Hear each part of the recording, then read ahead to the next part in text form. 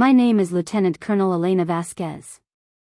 I'm 42 years old, and for the past 20 years, I've worn the uniform of the United States Marine Corps. Most people who see me today wouldn't believe that. They see a quiet woman in faded fatigues buying groceries at the corner market in Millbrook, New Jersey, someone who keeps her head down and her voice soft. What they don't see is the woman who commanded 3,000 Marines across 2 combat deployments, who earned a Bronze Star in Kandahar, and who currently oversees counterterrorism training for the entire Eastern Seaboard. But that's exactly how I like it. Before we jump back in, tell us where you're tuning in from, and if this story touches you, make sure you're subscribed, because tomorrow, I've saved something extra special for you. My sister Gabriella has never understood that. She's always seen my uniform as something embarrassing, something that makes me stick out in all the wrong ways. To her, success looks like designer handbags and manicured nails, not combat boots and regulation haircuts. She married Marcus Rothwell 3 years ago, a man who made his fortune in real estate development and thinks money can buy respect. They live in a sprawling mansion in Cherry Hills, the kind of place where the lawn is trimmed with military precision, but no one who lives there has ever served a day in uniform. I learned early in my career that some battles aren't worth fighting. When family dinners became lectures about settling down and finding a real career, I stopped arguing. When Gabriella would whisper apologies to her friends about her sister in the army, she never could get the branch right, I let it slide. The Marines taught me that dignity doesn't require defense. It requires demonstration. But sometimes, even the most disciplined soldier reaches a breaking point. It started with a phone call last Tuesday. Gabriella's voice came through my apartment speakers with that particular combination of excitement and condescension I'd learned to recognize. Elena. Guess what? Marcus just closed the biggest deal of his career. We're having a celebration dinner this Saturday, and you simply must come. It'll be intimate, just family and a few of Marcus's business partners. The pause that followed was loaded with unspoken expectations. That sounds nice, I said, stirring the pasta sauce I was making for one. What time? 7:30. And Elena. Her voice took on that careful tone she used when she was about to say something she thought I needed to hear. Maybe we're something nicer? You know how Marcus's colleagues can be. They're very traditional. Professional appearance matters to them. I almost laughed. Professional appearance. I'd represented the United States Marine Corps at NATO conferences, briefed Pentagon officials on classified operations, and stood inspection before generals whose names were carved into the history books. But to my sister, professional meant anything that didn't involve camouflage. I'll wear my dress uniform, I said simply. The silence stretched long enough that I wondered if the call had dropped. Your uniform, she finally managed. Elena, this is a dinner party, not a military event. Can't you just wear a nice dress? Something feminine? I set down my wooden spoon and walked to the window of my small apartment.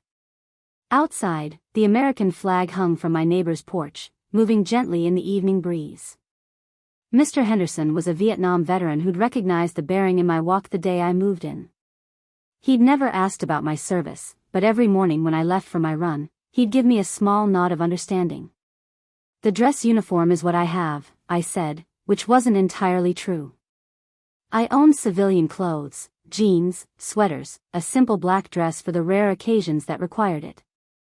But something in Gabriella's tone had awakened the Marine in me, the part that had never learned to retreat. Fine, she said, but her voice carried the edge of someone who was already planning damage control. Just, try not to talk about work too much. These people don't really understand military stuff. After she hung up, I stood in my kitchen for a long time, watching the sauce bubble on the stove. My apartment was small but immaculate, a habit that 20 years of barracks inspections had burned into my DNA.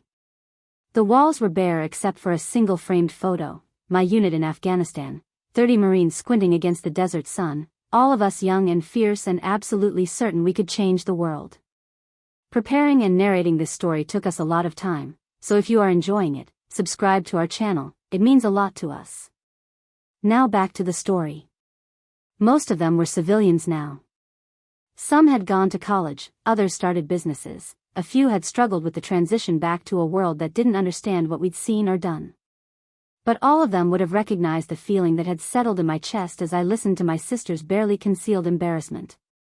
I walked to my closet and looked at the uniforms hanging there. Dress blues for formal occasions, utilities for daily wear, and in the back, wrapped in plastic, the dress uniform I'd worn to ceremonies and promotions and funerals for brothers and sisters who hadn't made it home.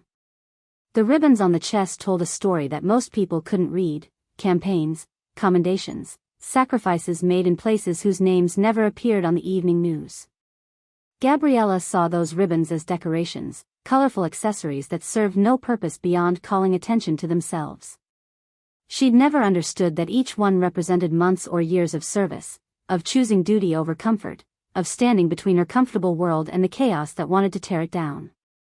Saturday evening would be interesting. My sister wanted me to blend in, to make myself small and unremarkable so her husband's business partners wouldn't have to confront the reality that some people serve for reasons beyond profit. She wanted me to apologize for my existence by hiding what I was. But Lieutenant Colonel Elena Vasquez had spent 2 decades learning that the most dangerous underestimation was the one that came from your own family. As I finished preparing my simple dinner, I made a decision. I would wear the dress uniform. I would be exactly who I was, and I would let the evening unfold as it would. Sometimes the best way to honor your service isn't to defend it, but to embody it so completely that defense becomes unnecessary. The sauce was perfect, simple, honest, and exactly what it claimed to be. Just like the woman who'd made it, and just like the uniform she'd wear to dinner. The tension between Gabriella and me didn't start with my military career. It began long before I ever set foot on Paris Island, rooted in childhood dynamics that had calcified over decades like old scar tissue. Growing up in the working-class neighborhoods of Riverside, California, we were the daughters of Miguel Vasquez, a mechanic who worked 16-hour days to keep food on the table, and Carmen Vasquez, a seamstress who took in extra work to pay for our school clothes. Our parents had immigrated from Guatemala with nothing but determination and a fierce belief that their daughters could become anything in America, anything except what we actually became. Gabriella was 3 years older and had always been the pretty one. Golden skin that tanned perfectly, curves that developed early, and an intuitive understanding of how to make people like her. She learned young that charm could open doors that hard work might leave closed. By high school, she was dating the captain of the football team and planning a future that involved being taken care of by someone else's success. I was the odd one. Too tall, too serious, too interested in things like history and strategy games. While Gabriella practiced makeup techniques with her friends, I read biographies of military leaders and watched documentaries about World War II. When she brought boys home to meet our parents, I was usually outside fixing my bicycle or helping Dad tune up the neighbor's car. Mija, Mom would say, watching me come inside covered in grease, you need to learn to be more like your sister. Men don't like girls who are too independent. But Dad would catch my eye and give me the smallest smile. He understood something Mom didn't, that independence wasn't something you learned, it was something you were born with. The real divide opened when I was 17. Gabriella had just married her high school sweetheart, a boy named Tony who worked at his father's construction company. It was a big wedding with white roses and a mariachi band, everything Mom had dreamed of for both her daughters. During the reception, as I watched my sister dance in her elaborate dress, surrounded by people celebrating her success at landing a husband, I felt something crystallize inside me. I didn't want to be rescued.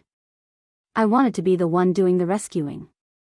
3 months later, I walked into the Marine Corps recruiting office in downtown Riverside. Staff Sergeant Rodriguez took one look at me, 5'8", athletic build, eyes that didn't flinch when he started his intimidation routine, and smiled. "What makes you think you can handle the Corps, young lady?" he asked. "I don't know if I can," I said honestly. "But I know I want to try." Gabriella's reaction was swift and brutal. She called me selfish, said I was abandoning the family when Mom needed help with her diabetes and Dad's back was getting worse. She accused me of showing off, of trying to prove I was better than everyone else. But underneath the anger, I heard something else: fear. Fear that her little sister was choosing a path that made her own choices look small. Boot camp at Paris Island was the hardest thing I'd ever done, and the best. For 13 weeks, I was stripped down to nothing and rebuilt into something stronger. I learned that pain was temporary but quitting was forever. I learned that leadership wasn't about being the loudest person in the room, but about being the calmest one when everything went wrong. When I came home from my first leave, wearing my dress blues and carrying myself with the bearing of a Marine, the family dinner was awkward in ways I hadn't expected. Mom kept staring at my uniform like it was a costume I'd put on to play pretend. Dad was proud but quiet, unsure how to relate to this new version of his daughter. And Gabriella. Gabriella looked at me like I'd betrayed some unspoken agreement between us. "So what's next?" she asked as we cleared the dishes. "You going to make a career out of this playing soldier thing?" The dismissiveness in her tone, playing soldier, cut deeper than she probably intended. Or maybe exactly as deep as she intended.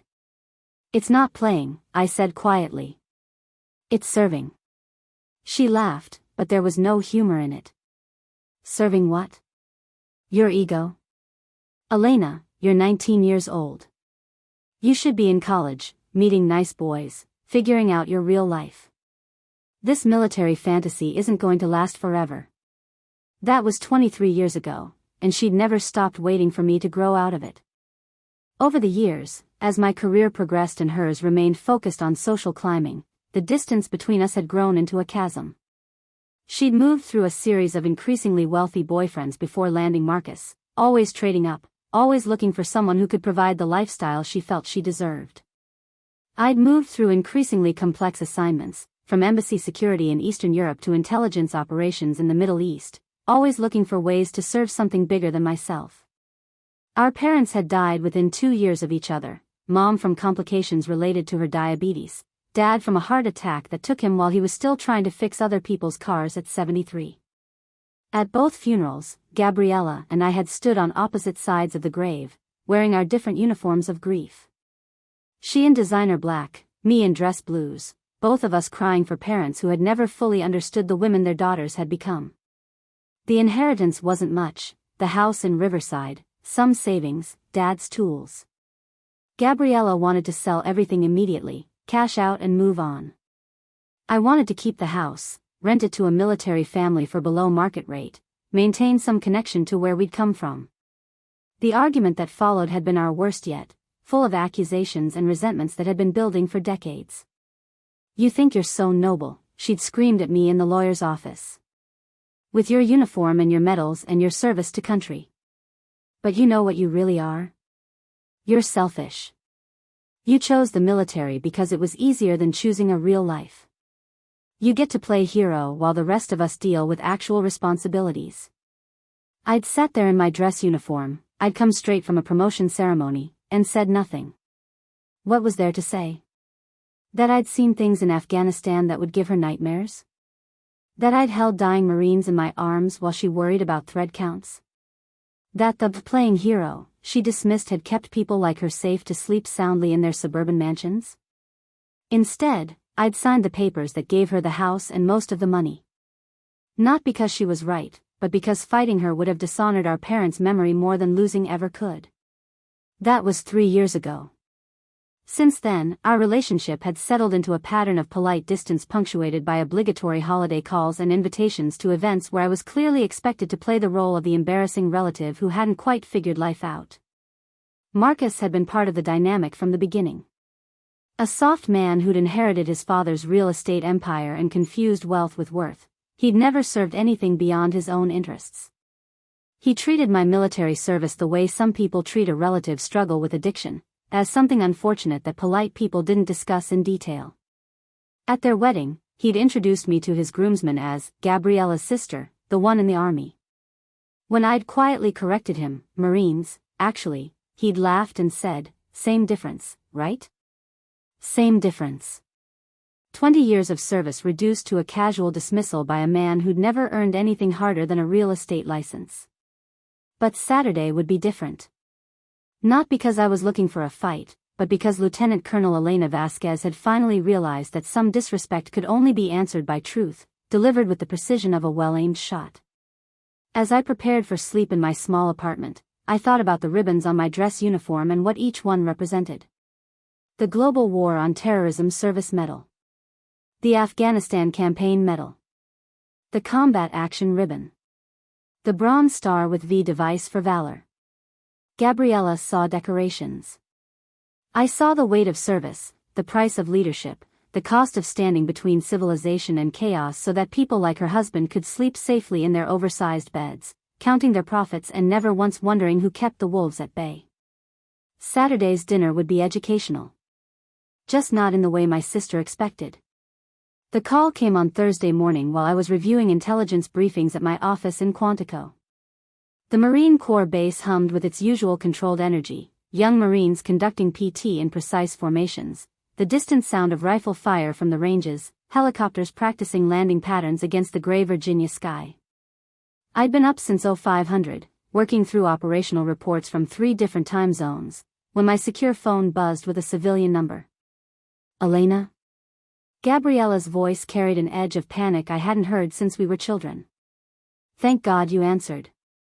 I need to talk to you about Saturday. I minimized the classified document on my screen and leaned back in my chair. Through my office window, I could see a group of officer candidates struggling through an obstacle course, their instructor's voice carrying across the parade deck like a battle hymn. What about Saturday? Marcus just told me who's coming to dinner. She paused, and I could hear her pacing, the sharp click of expensive heels on marble flooring. Do you remember Senator Harrison? Marcus did some development work for his family's foundation last year. I knew the name. Senator Robert Harrison, Armed Services Committee, a man whose political career had been built on defense contracts and photo opportunities with troops he'd never commanded. He'd visited our forward operating base in Afghanistan once, stayed for exactly 37 minutes, shook hands with carefully selected personnel, and left with enough footage for 6 months of campaign ads. I remember him, I said carefully. He's bringing his son-in-law, David Chin. He's some kind of military consultant now, but he used to be. I don't know, something important in the Army. Marcus is hoping to land a contract for the new veteran housing development downtown, and apparently this Chin guy has connections with the VA. The irony was rich enough to choke on. My sister, who'd spent decades dismissing my military service as irrelevant, was now worried about impressing someone whose entire value lay in his military connections. Gabriella, what does this have to do with me? Another pause, longer this time. When she spoke again, her voice had that carefully controlled tone she used when she was about to ask for something she knew I wouldn't like. Marcus thinks it might be awkward if you're there in your uniform. He's concerned that this Chin person might ask you questions about your service, and you know how you get when you talk about military stuff. You get so serious and intense, and it makes people uncomfortable. I set down my coffee cup with deliberate care. On my desk sat a commendation letter from the Commandant of the Marine Corps, thanking me for my role in a classified operation that had prevented 3 separate terrorist attacks on American soil. Next to it was a photo from last month's change of command ceremony, where I transferred authority of the Eastern Regional Training Command to my successor before taking my current position in intelligence oversight. How exactly do I get when I talk about military stuff? I asked. You know what I mean. You start using all that jargon, talking about things that happened overseas, and people don't know how to respond. It's not that it's bad, it's just. She struggled for words.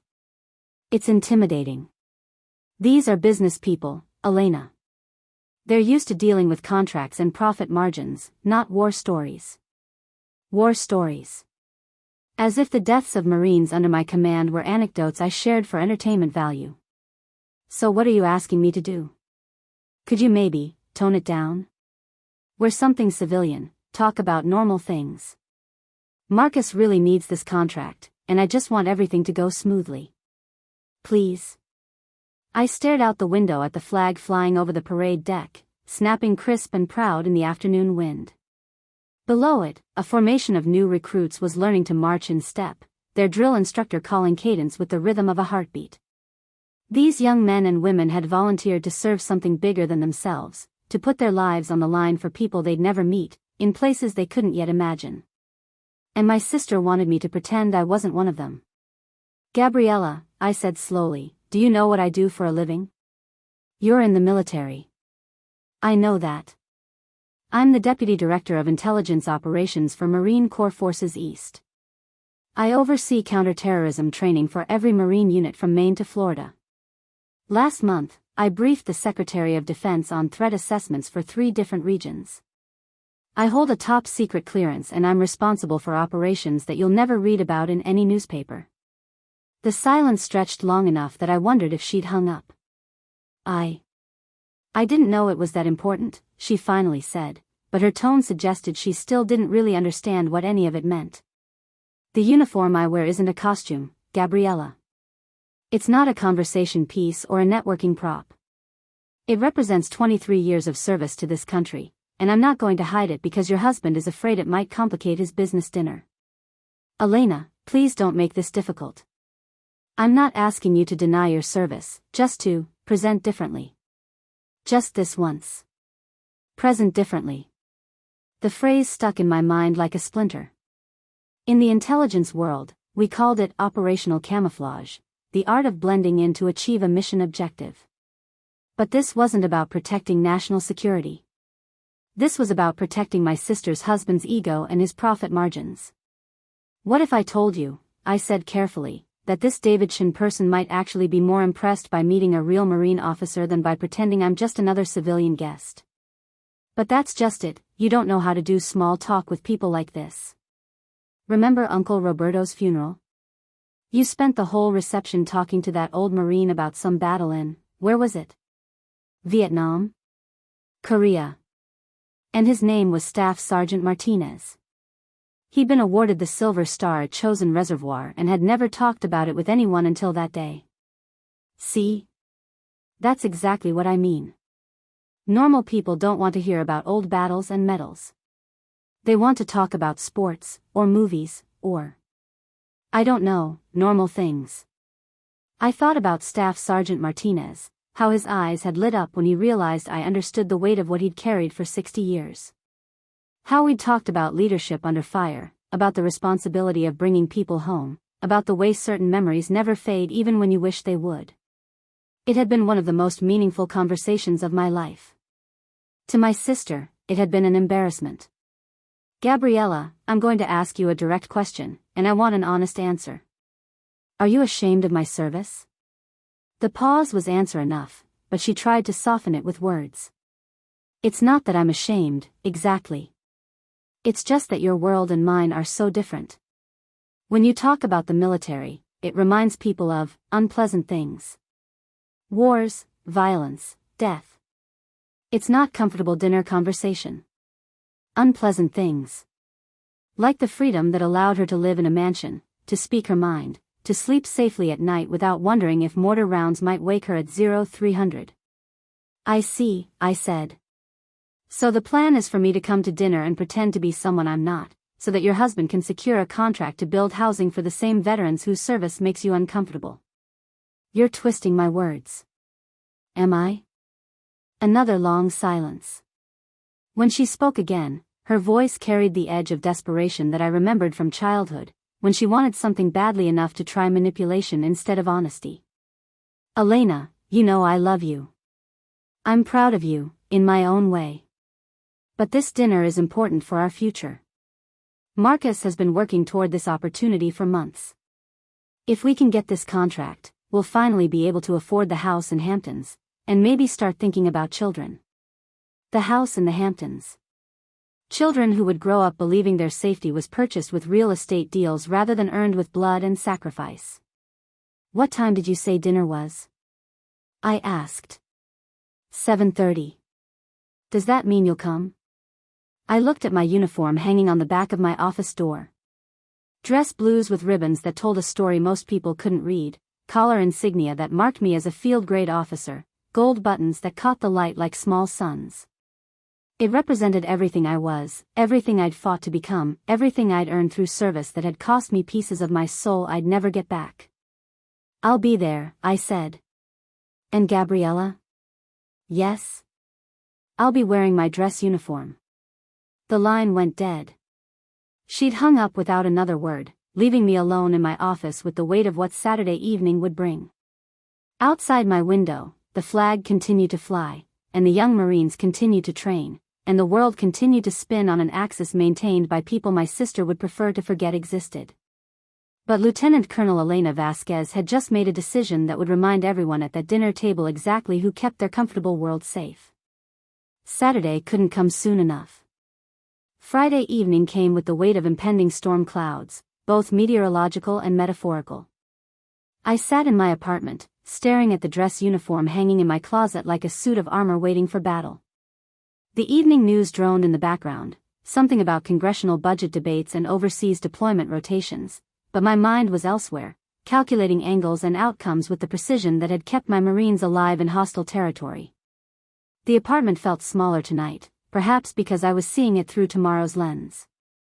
Soon, I would leave this sanctuary of simplicity and enter Gabriella's world of performance and pretense, where success was measured in square footage and suffering was an inconvenience to be avoided in polite conversation. I pulled out my laptop and began what any good intelligence officer would do before an operation: reconnaissance. A quick search revealed more about Saturday's guest list than my sister probably realized she'd given away. David Chen wasn't just some kind of military consultant. He was a retired Army Ranger, Lieutenant Colonel, with 3 combat deployments and a Distinguished Service Cross for actions during the siege of a forward operating base in Iraq. After retirement, he'd founded a consulting firm that specialized in veteran transition services and had testified before Congress about PTSD treatment and military housing issues. In other words, he was exactly the kind of person who would understand what those ribbons on my chest actually meant. Senator Harrison's profile was equally illuminating. Despite his hawkish voting record and photo opportunities with troops, his only son had received a mysterious medical deferment during the height of the Iraq War, a deferment that coincided perfectly with his acceptance to Harvard Business School. The senator's nephew had also managed to avoid deployment through a series of convenient family connections and essential civilian roles. Marcus Rothwell's business dealings painted their own picture. His company had a pattern of winning government contracts through aggressive lobbying rather than competitive bidding. 3 different veteran advocacy groups had filed complaints about the quality of his previous military housing projects, citing everything from substandard materials to drainage problems that left families dealing with black mold and flooding. This wasn't just a dinner party. It was a convergence of people who profited from military service without understanding its cost, hosted by a man who viewed veterans as market opportunities rather than human beings. And my sister wanted me to hide who I was to make their business dealings more comfortable. I closed the laptop and walked to my kitchen, where I began preparing a simple meal: pasta with marinara sauce, the same thing I'd made the night Gabriella first called about this dinner. But tonight, the ritual felt different. Each measured movement was part of a larger preparation, like cleaning weapons before a mission or reviewing maps before a patrol. The irony wasn't lost on me. I'd spent years in actual war zones where the enemy was clearly defined and the mission parameters were explicit. Tomorrow, I would enter friendly territory where the threats were subtle and the objectives were deliberately obscured. In Afghanistan, I'd known exactly who I was and why I was there. In my sister's dining room, I was expected to become someone else entirely. But Lieutenant Colonel Elena Vasquez had learned something during 2 decades of military service that my sister had never understood. Sometimes the most powerful strategy isn't to meet expectations, but to exceed them in ways your opponents never saw coming. I opened my closet and examined the dress uniform with the eye of someone choosing equipment for a mission. The midnight blue fabric was immaculate, pressed to regulation standards that could have cut glass. The gold buttons caught the overhead light like distant stars. But it was the ribbons that told the real story. The Purple Heart, earned when an IED blast in Helmand province had left me with shrapnel in my shoulder and a concussion that took weeks to heal. The Bronze Star with V device, awarded for leading a rescue operation that brought home 4 wounded Marines under direct fire. The Combat Action Ribbon, the Afghanistan Campaign Medal, the Global War on Terrorism Service Medal, each one a chapter in a story that most civilians would never read. My sister saw these as gaudy decorations, proof that I cared more about showing off than fitting in. She couldn't understand that I wore them not for personal glory, but as representatives of every Marine who hadn't come home to tell their own story. Tomorrow, David Chen would see those ribbons and know exactly what they meant. He would understand the weight of command, the cost of decisions made in split seconds when lives hung in the balance. He would recognize the difference between someone who had served and someone who had merely benefited from that service. The question was, what would I do with that recognition? I could play the role my sister wanted, the humble veteran who downplayed her service, who spoke in civilian terms about military experiences, who made everyone comfortable by pretending her sacrifices were no more significant than anyone else's career choices. It would be easy enough. I'd spent years in diplomatic settings where operational security required careful word choice and strategic omissions. Or I could do something else entirely. I sat down at my kitchen table with a legal pad and began making notes, the same way I'd planned operations in theater. Objective: attend family dinner. Constraints: maintain family relationships while preserving personal integrity. Threats: brother-in-law's condescension, sister's embarrassment, guests' potential misconceptions about military service. But as I wrote, another objective began to crystallize. This wasn't just about surviving an awkward dinner. It was about something larger, the way civilian society treated military service as either a burden to be pitted or an inconvenience to be ignored, but rarely as a profession deserving of genuine respect. Marcus Rothwell had built his fortune on government contracts while dismissing the people who made those contracts necessary. Senator Harrison had voted to send young Americans to war while ensuring his own family never faced those risks. And now they were gathering to discuss ways to profit from veteran housing while treating an actual veteran as a potential embarrassment. The strategic implications were clear. I could use their expectations against them, let them reveal their true attitudes before demonstrating the reality of what military service actually looked like. It wouldn't be about humiliation, that was petty and beneath the dignity of the uniform. It would be about education, delivered with the precision and professionalism that had defined my entire career. I opened my laptop again and began researching Marcus's current project. The veteran housing development he was hoping to build had been fast-tracked through environmental reviews despite being located on land that had previously been deemed unsuitable for residential construction. The funding would come from a combination of federal grants and VA-backed loans, meaning taxpayers and veterans would bear the financial risk while Marcus's company collected guaranteed profits. 3 different engineering reports had raised concerns about soil stability and groundwater contamination, but Marcus had hired a consulting firm with ties to Senator Harrison's campaign to produce a contradictory assessment. The entire project reeked of the kind of crony capitalism that treated military families as customers rather than citizens who had earned better. David Chen would know these details. As someone who specialized in veteran services, he would understand exactly what kind of business practices were being disguised as patriotic support for returning service members. The question was whether he would speak up, or whether the promise of profit would keep him silent. By the time I finished my research, it was nearly midnight. I closed the laptop and looked again at my dress uniform, seeing it now not as armor for battle, but as a standard to be carried into territory that desperately needed reminding of what real service looked like. Tomorrow, I would walk into my sister's perfect dining room wearing the symbols of 23 years spent in service to something greater than profit margins. I would speak clearly and honestly about what military service actually entailed, without apology or euphemism.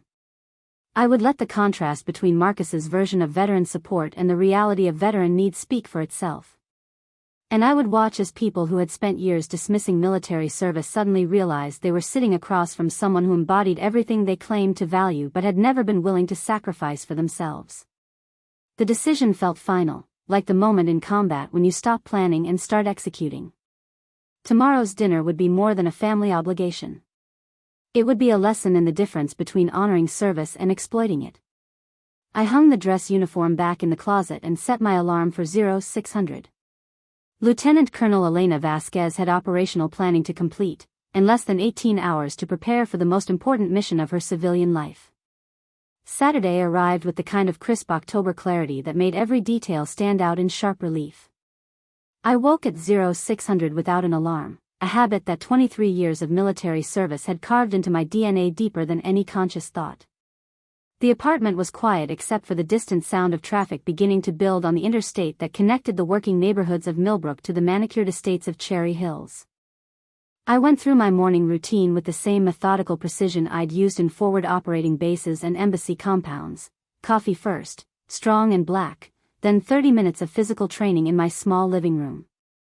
Push-ups, sit-ups, planks, the basic exercises that had kept me mission-ready through deployments to places where weakness meant death. The familiar burn in my muscles was reassuring, a reminder that beneath whatever performance tonight would require, the disciplined core of Lieutenant Colonel Elena Vasquez remained intact. By 0800, I was showered, dressed in civilian clothes, and reviewing my notes from the previous evening's research. The morning light streaming through my kitchen window illuminated the pages of intelligence I'd gathered on tonight's players, transforming my small apartment into an improvised command center for an operation that none of them would see coming. The phone rang at 0930. Gabriella's number appeared on the screen, and I let it ring 3 times before answering, a small psychological tactic that would give her time to build anxiety while reminding me to maintain emotional discipline. Elena? Her voice carried the brittle energy of someone who had been awake for hours, worrying. I just wanted to confirm that you're still planning to come tonight. I'll be there, I said, stirring sugar into my second cup of coffee. And you're going to, we talked about the uniform situation, right? The hope in her voice was painful to hear.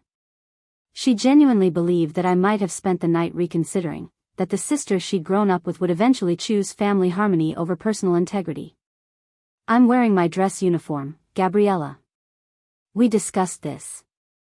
The silence that followed was filled with the sound of her sharp intake of breath, followed by what sounded like her setting down a coffee cup with more force than necessary. Elena, I've been thinking about this all night. Marcus is really nervous about how this dinner could affect his business relationship with Senator Harrison.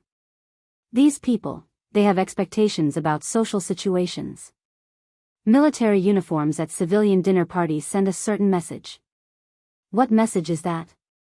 That we're trying too hard to impress people with your service record. Like we're name-dropping or showing off.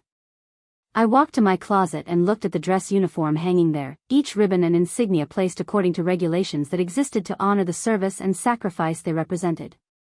The idea that wearing them constituted showing off was so fundamentally wrong that I struggled to find words that wouldn't end the conversation immediately. Gabriella, do you know why military personnel wear ribbons and badges on their dress uniforms? To show their accomplishments? To honor the missions they served, the units they led, and the people who didn't come home to wear their own. When I put on this uniform, I'm not representing myself. I'm representing every Marine who served under my command, every operation that succeeded because someone was willing to make hard decisions, every family that got their loved one back because someone else was willing to risk everything. Another pause, this one longer and more thoughtful. I never thought about it that way. I know you didn't. That's part of the problem.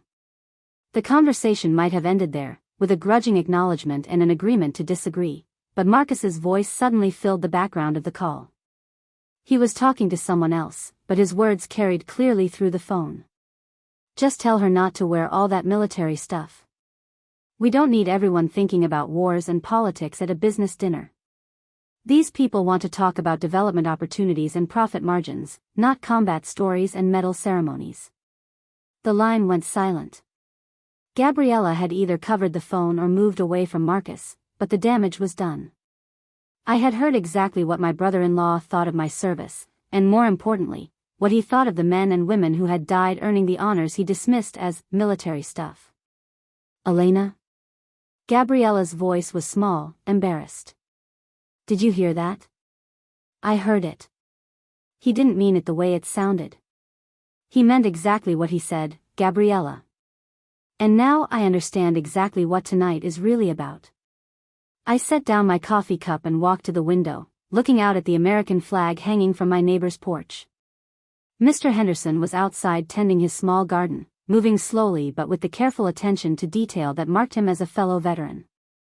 He'd never asked about my service, but every morning when our paths crossed, he would give me a small nod of recognition that said more than any civilian conversation ever could.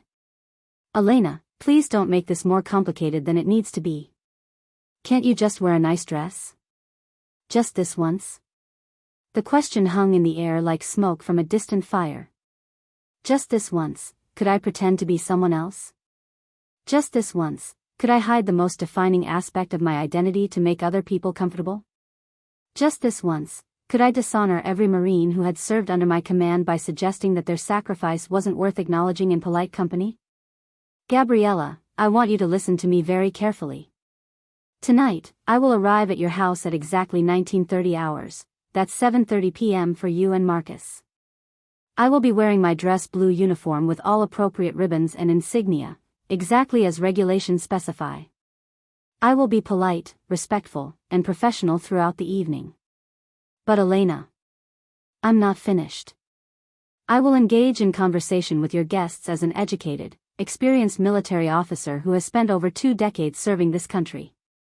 I will not pretend to be someone I'm not, and I will not apologize for choices that have kept people like Marcus safe enough to profit from government contracts while dismissing the people who make those contracts necessary.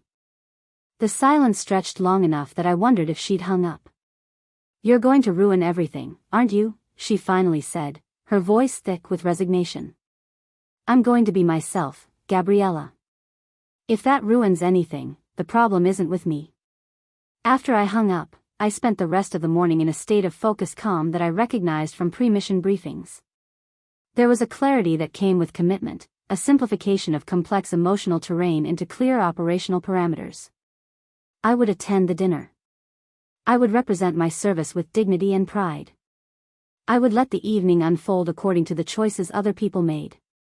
At 1,300 hours, I began the formal preparation ritual. I laid out my dress uniform on the bed with the same care I'd use for inspection ceremonies and formal military functions. Each element had its place and purpose: the midnight blue jacket with its perfect creases, the white gloves, the dress shoes polished to a mirror finish, the white cover with its pristine visor. The ribbons went on according to precise regulations: Purple Heart over the left breast pocket, followed by the Bronze Star, the Defense Meritorious Service Medal, the Joint Service Commendation Medal, and a dozen others that told the story of a career spent in service to something greater than personal advancement. Each one had been earned through specific actions, witnessed by other Marines, and approved through channels that demanded proof of valor, leadership, or exceptional performance. By 1800 hours, I was fully dressed and standing before the mirror in my bedroom, seeing not just Lieutenant Colonel Elena Vasquez, but the embodiment of every principle that had guided my adult life.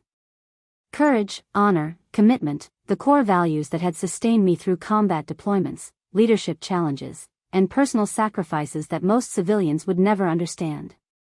At 1900 hours, I walked out of my apartment and climbed into my 10-year-old Honda Civic, the same practical vehicle that had served me reliably through 3 different duty stations. The contrast between my formal uniform and modest transportation was deliberate, a reminder that true service wasn't about appearance or wealth, but about substance and commitment. The drive to Cherry Hills took exactly 28 minutes, winding through neighborhoods that grew progressively more expensive as I moved away from the working-class areas around the Marine base. By the time I reached Gabriella Street, the houses had transformed into monuments to material success, each one larger and more ostentatious than the last. Marcus and Gabriella's house sat at the end of a cul-de-sac like a crown jewel, all soaring columns and expensive stonework designed to announce the owner's financial status to anyone within a quarter-mile radius. 3 luxury sedans were already parked in the circular driveway, their combined value probably exceeding my annual salary. I parked my Honda between a Mercedes and a BMW, a deliberate choice that would make the contrast impossible to ignore. Then I sat for a moment in the gathering dusk, watching lights come on in the mansion's windows, seeing shadows move behind expensive curtains. At exactly 19:30 hours, I stepped out of my car, adjusted my white gloves, and walked toward the front door with the bearing of a Marine officer reporting for duty. The doorbell chimed with elaborate musical tones, and I heard footsteps approaching from inside. When the door opened, I was standing at attention in my dress blues, ribbons catching the porch light like small flames, ready to show my sister's guests exactly what 23 years of military service looked like when it wasn't hiding behind civilian camouflage. The evening was about to begin, and Lieutenant Colonel Elena Vasquez was ready for whatever came next. The door opened to reveal Gabriella in a cocktail dress that probably cost more than most Marines made in a month. Champagne-colored silk that caught the light perfectly, jewelry that whispered rather than shouted wealth, makeup applied with professional precision. She looked like she'd stepped out of a magazine spread titled, "How to Host the Perfect Dinner Party." But when her eyes landed on my dress uniform, her carefully composed expression cracked like expensive porcelain. "Elena," she breathed, her voice barely above a whisper. "You actually wore it. I told you I would." For a moment, we stood frozen in the doorway like opposing chess pieces, her elegance against my military bearing, her disappointment against my unwavering resolve. Behind her, I could hear the sophisticated murmur of cocktail conversation, the gentle clink of crystal glasses, the kind of refined socializing that Marcus considered essential for business success. "Everyone's already here," she said, stepping aside to let me enter but keeping her voice low enough that the guests wouldn't overhear. "Please, Elena, just try to blend in." The foyer was a monument to Marcus's success, marble floors that reflected like still water, a crystal chandelier that cast rainbow fragments across cream-colored walls, artwork that had clearly been selected by an interior designer rather than personal taste. Everything was perfect, expensive, and completely devoid of personality. I removed my white cover and tucked it under my left arm according to regulation, my movements precise and automatic.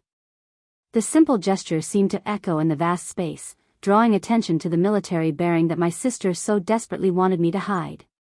"Colonel Vasquez?" The voice came from the arched doorway leading to the living room. A man emerged from the crowd of guests, moving with the confident stride of someone accustomed to being the most important person in any room. Senator Robert Harrison was smaller than he appeared in photographs, with silver hair perfectly styled and a smile that had been practiced in front of mirrors and camera crews for decades.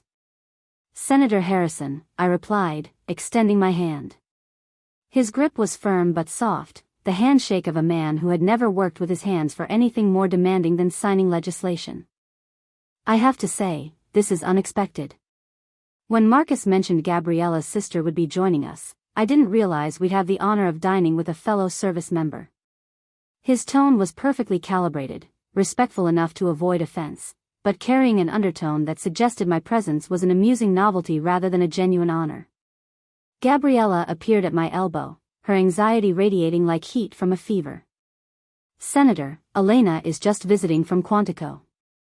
She doesn't usually. I mean, this is actually quite rare for her." The implication was clear. This was an aberration, a temporary lapse in judgment that shouldn't be taken as representative of our family's normal behavior. I felt something cold settle in my stomach, not anger but disappointment so profound it threatened to show on my face. "Actually," I said, my voice carrying the calm authority I'd learned in command situations, "I wear my dress uniform to formal occasions because it represents 23 years of service to this country. I'm currently Deputy Director of Intelligence Operations for Marine Corps Forces East." The senator's eyebrows rose slightly, his political instincts immediately recalibrating. This wasn't just a veteran making a fashion statement, this was a field-grade officer with real authority and connections that could be either useful or dangerous. "Intelligence operations," he repeated, his tone shifting to something closer to genuine interest. "That must be fascinating work." "It has its moments." From deeper in the house came Marcus's voice, artificially loud and jovial. "Senator, you have to see the wine cellar. I just acquired a 1982 Bordeaux that I think you'll appreciate." He emerged from the crowd like a cruise director, radiating the desperate energy of a man who needed tonight to go perfectly. When he saw me standing in the foyer, his smile faltered for just a moment before snapping back into place with visible effort. "Elena. You made it. And you wore." His eyes traveled over my uniform, taking in every ribbon and insignia with the expression of someone discovering an unexploded bomb in his living room. "Well, you certainly look official." Official. As if my dress uniform were a costume rather than the symbol of everything I'd dedicated my life to. "Marcus," I replied with a slight nod. "Thank you for including me in your dinner party." Of course, of course. Family is family, right? Speaking of which, there's someone I'd like you to meet." He gestured toward the living room with the enthusiasm of a man trying to redirect a runaway train. "David Chen, our guest of honor. He's been looking forward to meeting you." The living room was a showpiece of wealth and taste, all cream leather and polished wood, abstract paintings that probably cost more than most people's cars, and windows that looked out over manicured grounds illuminated by subtle landscape lighting. The guests clustered around a massive stone fireplace, champagne flutes in hand, their conversation flowing with the easy confidence of people who had never worried about money. David Chen stood near the mantel, and I recognized him immediately from my research. He was compact and athletic, with graying hair and the kind of alert posture that marked him as former military even without an introduction. When he saw me approaching in dress blues, his entire demeanor shifted. His back straightened, his casual social smile disappeared, and he set down his champagne glass with movements that suddenly became precise and economical. "Lieutenant Colonel," he said, extending his hand. His grip was firm, brief, and carried the weight of mutual recognition. David Chen, formerly Lieutenant Colonel, 75th Ranger Regiment. Elena Vasquez, Marine Corps Forces East. Pleasure to meet you, sir. The formality of our exchange created a bubble of military protocol in the middle of Marcus's carefully orchestrated civilian gathering. Around us, the other guests had grown quiet, their attention drawn to an interaction they didn't quite understand but instinctively recognized as significant. Marcus stepped between us with the desperate smile of a host whose party was veering off script. "David, Elena is my sister-in-law. She's been in the, what branch was it again? Army? Marines," David and I said simultaneously, our voices carrying identical notes of patient correction. "Right, Marines. She's been doing some consulting work since retiring. Nothing too exciting, just, desk stuff." The casual dismissal of my current position hung in the air like smoke from a grenade. David's eyes flicked to the ribbons on my chest, and I saw him taking inventory with the practiced eye of someone who understood exactly what each one represented. "Consulting," he repeated, his tone carefully neutral. "What kind of consulting?" Marcus jumped in before I could answer. "Oh, just helping with some training programs. Budget analysis, that sort of thing. Nothing like what you do with veteran services." The lie was so blatant, so deliberately minimizing, that I felt my jaw clench despite my best efforts to remain composed. David noticed the reaction. Rangers were trained to read people the way Marines were trained to read terrain. "Training programs can be quite complex," he said, his eyes never leaving my face. "Especially at the strategic level. What kind of training do you oversee, Colonel Vasquez?" The question was a lifeline thrown across the gap between Marcus's fiction and my reality. I could take it, reveal the truth about my position and responsibilities, and watch my brother-in-law's carefully constructed narrative crumble in front of his most important business contacts. Or I could play along with his charade, minimize my own achievements to preserve his comfort level, and spend the evening watching him profit from veteran services while dismissing the veteran standing in his own living room. Gabriella appeared at my side, her hand touching my elbow with gentle pressure. A silent plea to choose family harmony over personal integrity, to sacrifice my dignity for her husband's business prospects. Senator Harrison leaned forward, his political instinct sensing an opportunity for either useful information or damaging intelligence.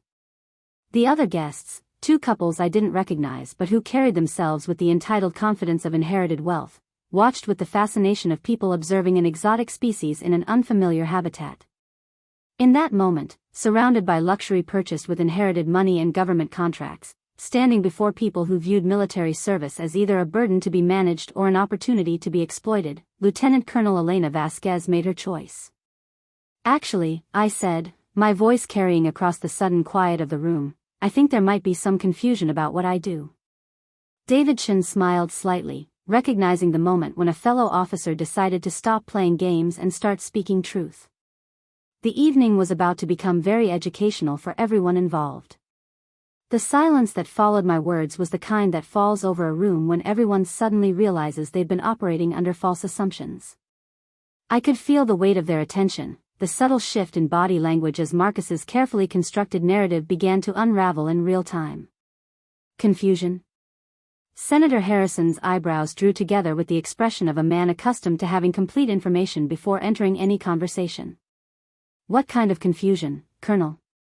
Marcus stepped forward, his face flushed with the particular shade of red that comes from panic mixing with champagne. "Elena, I'm sure everyone understands that military positions can be complex to explain in civilian terms." "Not particularly complex," I replied, keeping my voice level and professional. I'm the Deputy Director of Intelligence Operations for Marine Corps Forces East. I oversee counterterrorism training and threat assessment for Marine units from Maine to Florida. Last month, I briefed the Secretary of Defense on operational security protocols for 3 different theaters.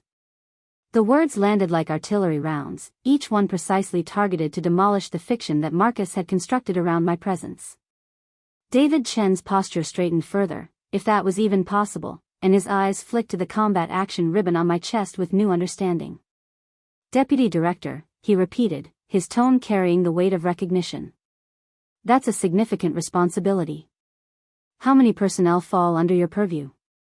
Approximately 15,000 Marines across 12 installations, plus civilian contractors and intelligence liaisons. I kept my answers crisp and factual, letting the numbers speak for themselves. Senator Harrison's political instincts were clearly recalibrating. His smile had evolved from polite interest to something approaching genuine respect, tinged with the wariness of a man who suddenly realized he might be dealing with someone who knew where significant bodies were buried. 15,000, he mused. That's substantial. And the security clearance for that kind of position must be top secret with additional compartmented access, I confirmed. Though I'm sure you understand that the specific details of my work aren't appropriate for dinner conversation. One of the unnamed wealthy couples exchanged glances that I caught in my peripheral vision. The woman, draped in jewelry that could have funded a small military unit for a month, leaned toward her husband and whispered something that made him look at me with new interest. Gabriella had gone very still beside me, her champagne glass frozen halfway to her lips. The careful social choreography she'd planned for the evening was disintegrating, and she seemed paralyzed by the realization that her sister wasn't the embarrassing family member she'd been prepared to manage. Marcus, however, was nothing if not persistent in his delusions. Of course, Elena's always been very dedicated to her work. Sometimes I think she takes it a bit too seriously, you know? All that military protocol and formality. It can be intimidating for those of us in the business world. The condescension in his voice was breathtaking in its density. Here was a man whose primary achievement in life was inheriting his father's real estate company, dismissing the career of someone who had commanded Marines in combat as taking work too seriously. David Chen's expression shifted to something I recognized from my own experience, the carefully controlled neutrality of a professional soldier listening to a civilian explain why military service was somehow less valid than profit margins. Intimidating, he said, his voice carrying just enough edge to make Marcus blink. I find that interesting. In my experience, people are only intimidated by military professionalism when they're not accustomed to working with actual standards. The observation hung in the air like smoke from a distant fire. Marcus's smile flickered, uncertain whether he'd just been complimented or subtly insulted. Senator Harrison, ever the politician, tried to smooth over the growing tension. Well, I think we can all agree that both military service and business leadership require their own forms of dedication. Different skills for different challenges. Absolutely, I agreed. Though I'd be curious to hear more about Marcus's veteran housing project. David, I imagine you have insights into what veterans actually need in terms of residential support. It was a strategic redirection, shifting the conversation from personalities to policy, from social pleasantries to substance. David caught the tactical move immediately and responded with the precision of a fellow professional. The primary concerns are always location, construction quality, and long-term affordability, he said, his gaze moving to Marcus with laser focus. Too many developers treat veteran housing as a way to maximize government subsidies rather than actually serving the population. Substandard materials, poor maintenance, locations that isolate veterans from employment opportunities and community support. Marcus's face went through several color changes as David spoke, settling on a sickly yellow that suggested he understood exactly which developers David was describing. Of course, Marcus said, his voice pitched higher than normal. Quality is always our top priority. We would never compromise on construction standards or location selection. I'm glad to hear that, David replied with the kind of smile that predators use when sizing up prey. Because I've been reviewing the environmental impact studies for your Cherry Creek development, and I have to say, some of the geological surveys raised interesting questions about soil stability and groundwater contamination. The temperature in the room seemed to drop several degrees. Marcus's champagne glass trembled slightly in his hand, and I saw Gabriella's eyes widen as she realized that her husband's business practices were about to be dissected by someone who actually understood the technical details. "I'm sure any concerns will be addressed through proper channels," Marcus managed. "We're working with the best consultants money can buy." "Henderson and Associates?" David's tone was perfectly neutral, but I caught the underlying steel. "I noticed they produced your revised environmental assessment." "Interesting choice, considering they're currently under investigation by the EPA for falsifying reports on 3 different projects." The silence that followed was deafening. Senator Harrison's political instincts were clearly screaming warnings about being associated with anything that might involve EPA investigations. The wealthy couples had stopped pretending to make small talk and were listening with the fascination of people watching a train wreck in slow motion. Marcus opened his mouth, closed it, then opened it again without producing any sound. His wife tried to come to his rescue. "I'm sure there's been some misunderstanding," Gabriella said, her voice bright with forced confidence. "Marcus is very thorough about following all regulations." "I'm sure he is," I said quietly. "Though I have to wonder about the wisdom of building housing for disabled veterans on land that might have groundwater contamination issues. PTSD treatment can be challenging enough without adding environmental health concerns." It was a surgical strike, delivered with the precision I'd learned in intelligence work. The observation was factual, reasonable, and devastating. It connected Marcus's business practices to the welfare of the people he claimed to be helping, while highlighting the potential consequences of prioritizing profit over genuine service. David Chen nodded slowly, his eyes never leaving Marcus's face. "Colonel Vasquez raises an excellent point. The veteran population is particularly vulnerable to environmental stressors, given the higher rates of respiratory issues from deployment exposures. Any responsible development would prioritize environmental safety over construction convenience." Senator Harrison's political survival instincts finally kicked in completely. "Perhaps we should move to dinner," he suggested with the hearty enthusiasm of a man desperate to change the subject. "I'm sure the kitchen has prepared something wonderful." But the damage was done. The carefully constructed fiction of Marcus as a patriotic businessman serving veterans had crumbled under the weight of professional scrutiny. The evening's power dynamic had shifted completely, from Marcus controlling the narrative to David and me methodically dismantling his credibility. As we moved toward the dining room, I felt Gabriella's hand on my arm, her grip tight enough to leave marks. "What are you doing?" she whispered, her voice shaking with anger and fear. "I'm having a conversation about veteran services with someone who actually understands the issues," I replied quietly. "Isn't that what Marcus wanted? Professional networking?" Her face went pale as she realized that her husband's evening of business development had transformed into an interrogation by the 2 people in the room most qualified to expose his shortcomings. The dining room awaited, and Lieutenant Colonel Elena Vasquez was just getting started.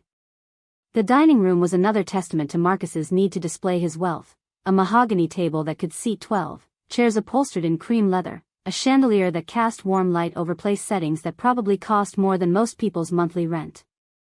Crystal wine glasses caught the light like small prisons for expensive alcohol, and the silverware gleamed with the kind of polish that required hired help to maintain. Marcus had clearly put thought into the seating arrangement, positioning himself at the head of the table with Senator Harrison to his right and David Chen to his left, the power positions that would facilitate his hope for business discussions. I found myself seated between David and one of the wealthy couples, with Gabriella directly across from me where she could monitor my behavior with surgical precision. As we settled into our chairs, Marcus launched into what was clearly a rehearsed presentation about his vision for veteran housing development. His voice carried the practiced enthusiasm of a salesman who had refined his pitch through countless repetitions, complete with statistics about veteran homelessness and housing shortages that he delivered with the confidence of someone who had memorized them without necessarily understanding their implications. "The Cherry Creek Project represents a new paradigm in veteran services," he said, gesturing with his wine glass in a way that suggested he'd been drinking since before my arrival. "Affordable housing that doesn't sacrifice quality, integrated with community services and employment opportunities. It's exactly what our heroes deserve after their service to this great nation." Our heroes. The phrase sat wrong in my mouth like spoiled food. Marcus had never served, never worn a uniform, never made a sacrifice more significant than choosing between luxury cars. Yet here he was, using the language of patriotic support to describe what was essentially a real estate venture designed to maximize profit from government subsidies. David Chen cut precisely into his appetizer, some kind of seared scallop arrangement that probably cost more than a Marine's daily meal allowance, and spoke without looking up from his plate. Interesting choice of location for affordable veteran housing, he said conversationally. Cherry Creek is, 18 miles from the nearest VA medical facility. 22 miles from the Veterans Job Center downtown? Marcus's fork hesitated halfway to his mouth. Well, the land costs were more reasonable in that area. It allowed us to pass the savings on to the residents. Reasonable because it's built on a former industrial site with documented soil contamination, I added, keeping my tone as neutral as if I were discussing the weather. The cleanup costs must have been significant. All environmental concerns were thoroughly addressed, Marcus replied quickly, but sweat had begun to appear on his forehead despite the dining room's careful climate control. We worked with the best environmental consultants available. Senator Harrison leaned forward with the expression of a man who suddenly realized he might be sitting in a minefield. Marcus, you mentioned earlier that all regulatory requirements had been met.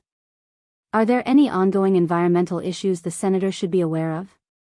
The question was clearly a lifeline, an opportunity for Marcus to reassure everyone that there were no problems that might eventually surface to embarrass political supporters.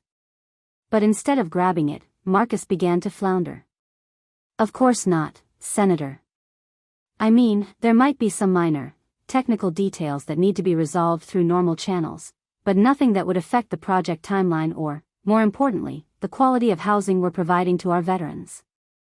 David set down his fork with the kind of deliberate precision that I recognized from my own training. When special operations personnel stopped eating during a conversation, it usually meant they were about to deliver information that required their full attention. Technical details, he repeated. Would those include the fact that Henderson and Associates certified the site as safe for residential construction despite groundwater tests showing mercury levels 3 times higher than EPA residential standards? The silence that followed was broken only by the soft clink of crystal as the wealthy woman next to me set down her wine glass with trembling fingers. Marcus's face had gone through several color changes and settled on a pale gray that made him look like he was about to be sick. Those are preliminary findings, he stammered. The final report shows completely acceptable levels within all federal guidelines.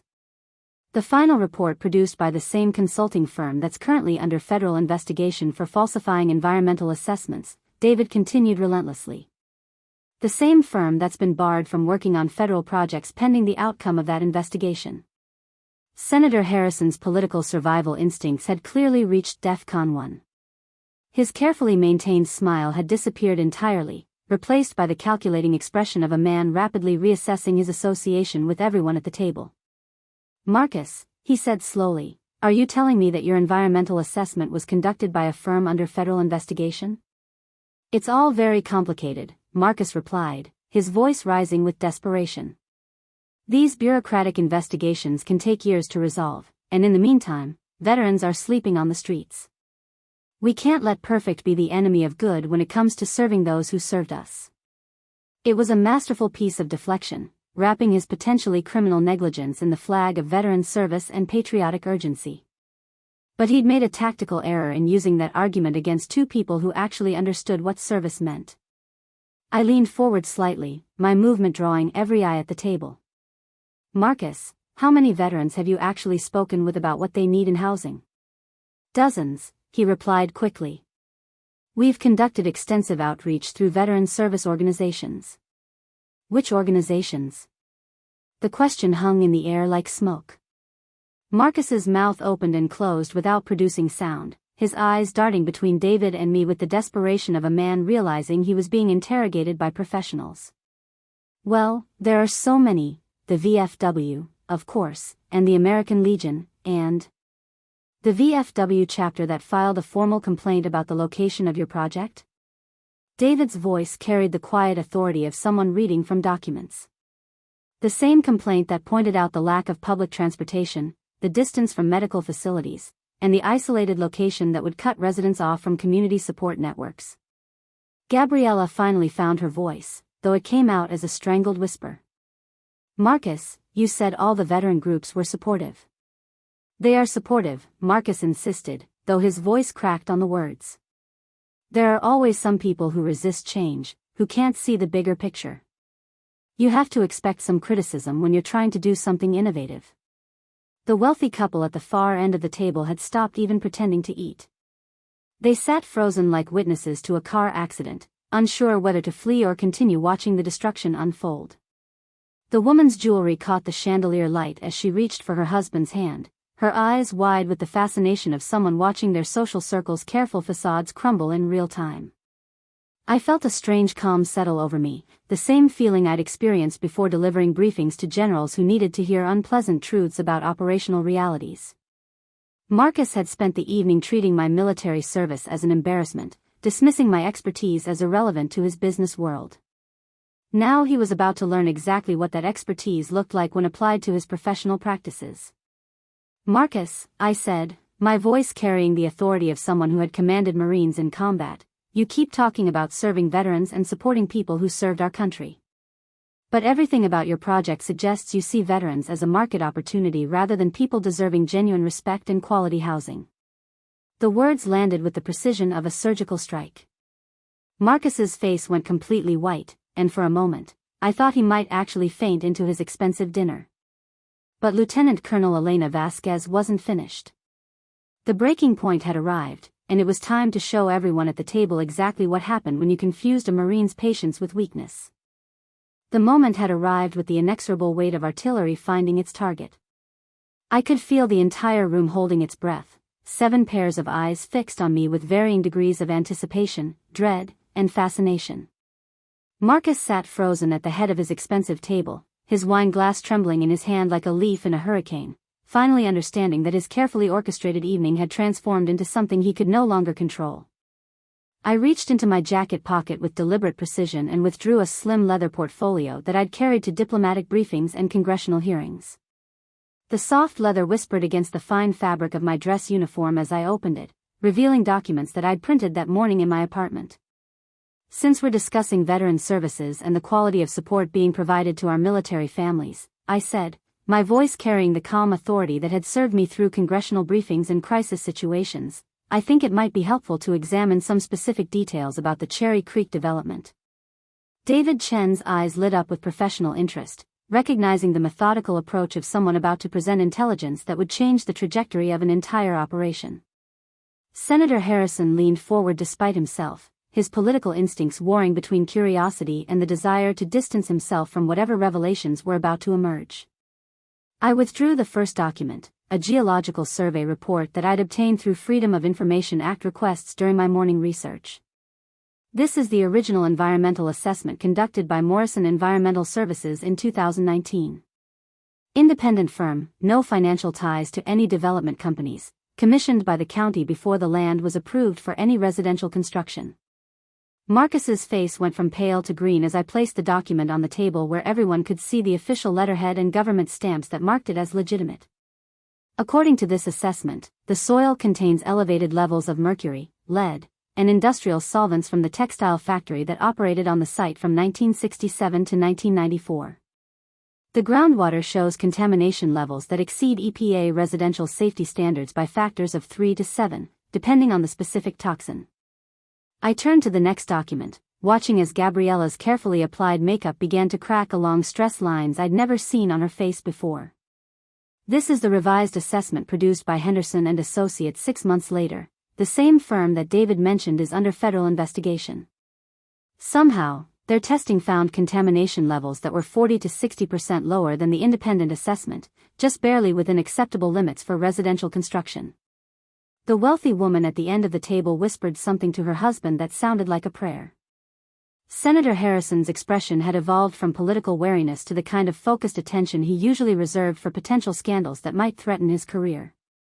Now, I continued, withdrawing a third document, this is particularly interesting. A memo from Henderson and Associates to Rothwell Development, obtained through a whistleblower complaint filed with the EPA 3 weeks ago. Marcus made a choking sound that might have been an attempt to speak, but no coherent words emerged. David Shen extended his hand for the document, and I passed it to him with the courtesy of one professional sharing intelligence with another. David's eyebrows rose as he scanned the memo, his expression shifting from interest to disgust. "This is remarkable. Henderson's Environmental Division chief is recommending that construction be delayed pending additional soil treatment, but the company president overrules the recommendation based on client timeline requirements and financial considerations. What does that mean in practical terms?" Senator Harrison asked, his voice tight with the controlled panic of a politician realizing he might be sitting too close to a corruption scandal. "It means," I said, retrieving another document from my portfolio, "that Henderson and Associates knowingly certified contaminated land as safe for residential construction because Marcus's company was paying them enough money to ignore their own environmental scientists." The silence that followed was broken by the sound of crystal breaking as the wealthy man at the end of the table accidentally knocked over his wine glass. The red liquid spread across the white tablecloth like blood from a wound, and nobody moved to clean it up. Marcus finally found his voice, though it came out as a strangled whisper. "Those documents, how did you can't just obtain government documents through legal channels?" I finished for him. "Actually, Marcus, that's exactly what I can do. It's called transparency in government contracting, and it's designed to protect taxpayers and veterans from exactly the kind of exploitation you've been planning." I pulled out the final document, the one that would complete the destruction of Marcus's carefully constructed facade. "This is the VA's preliminary assessment of the Cherry Creek project, obtained through my professional channels. They've identified 17 separate concerns about the location, construction standards, and environmental safety of your proposed development." David leaned forward to examine the document, his expression growing darker with each line he read. "This is damning. The VA's own engineers are recommending against approving the project for veteran housing due to health and safety concerns.